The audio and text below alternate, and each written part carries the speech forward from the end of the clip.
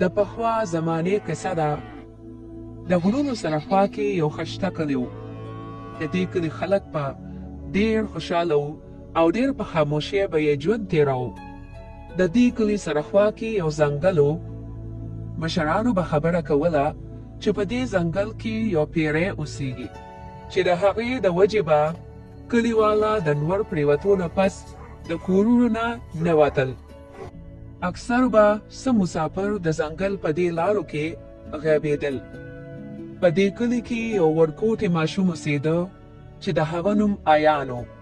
ایان به د خپل پلار سره په پټو کې کار کولو، خو ایان به په دې خبرو باندې یقین نه کولو. دغسې وخت تېرېده. یو شپه په کلي کې اچانک د یوې ښځې د چغې اواز راغی. ټول کلیواله په منډه منډه د کورونو نه راووتل، خو تیاره وه نو چاته څه په نظر رانغلل. په سبا باندې خلکو په ځمکه باندې د چا د قدمونو نښې ولیدې او د کلي نه یو ښځه غیبه شوې وه چې د هغې د لوپټې ټوکړه په یو اونه کې ایښتې وه. د کلیواله خلک ډېر ویرېدل او اوس ایان هم په زړه کې په لومړي ځل یو یره محسوس کړه. مشرانو ویل شروع کړل چې هغه پیری راژوندۍ شوه. د هغې نه پس به د شپې د کورونو په چتونو د قدمونو نښې جوړېدې. ګډې بیزې او نور ځناور به هم په خپله پرانیستې کېدل.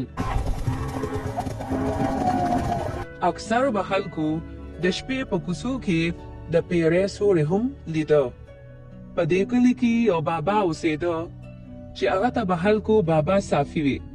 بابا صافي سره یو داسې امسا وه چې کله به هم څه خطره راتله نو هغه به پړقېده.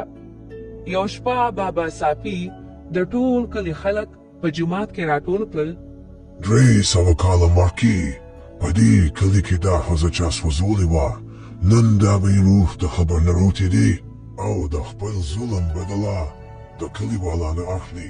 تاسو ټول خپل حفاظت پخپله کوئ. په دې خلکو کې ایان ماشوم هم ناستو، خو بیا هم د هغه په دې خبرو پوره یقین نه و. یو شپه د ایان د کور دروازه وټکېده. چې د ایان مور دروازه کلو کړه نو بهر څوک هم نو، خو لاندې په ځمکه باندې څه عجیبه شان نښې جوړې شوې وې او ایان به هم کله کله په خپله کړکۍ باندې عجیبه شان نښې لیدې. ایان د حقیقت معلومولو دپاره ځنګل طرف ته روان شو او دغسې د څه مزل نه پس ایان ته په ځنګل کې یو جونګړه ښکاره شوه. د هغې جونګړې په دروازه د یوې ښځې عجیبه شان شکل جوړ شوی و. ایان اچانک د چا د قدمونو اواز واورېده. ډېر ویرېده، د یو اونې شاته پټ شو او یو ساعت پس یو عجیبه شان پیری راغله. ایان چې کله دا پیری ولیده نو ډېر ویرېده او د یرې نه په منډه منډه د کلي طرف ته روان شو. ایان چې کله دا ټوله قصه د کلي خلکو ته بیان کړه نو د کلي خلک نور هم ویرېدل او ټولو خلکو د یرې نه د کورونو دروازو ته تختې ټکولې. خو اوس حالات نور هم خرابېدل. په سبا باندې د شپې اچانک یو لوګی راخور شو او په کلي کې د یو سړي چغه شوه. ټول کلیواله راووتل چې ویې کتل نو د کوهي سره خوا کې یو سړی پروت و چې نیم جامدی و او نیم مړ و.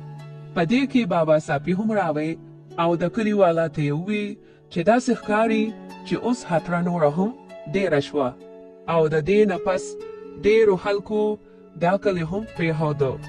ایان یو ډېر بهادر ماشوم و. سوچ یې وکړ چې د دې پیری مقابله کول غواړي. چې د کوره راووته او ویې کتل نو په جومات کې یو عجیبه شان رڼا وه. کله چې ایان جومات ته ورغی او ویې کتل نو په جومات کې یو عجیبه شان بوډۍ ناسته وه. بچی، د ځنګل په منځ کې یو زوړ قبر دی. دا د هغې ښځې روح دی. دا روح واپس په هغه قبر کې بند کې ستاسو مسله به حل شي او یو خبره یاد ساته، د دې روح کمزوري رڼا ده. د دې مقابله به تاسو د رڼا په زور کوئ.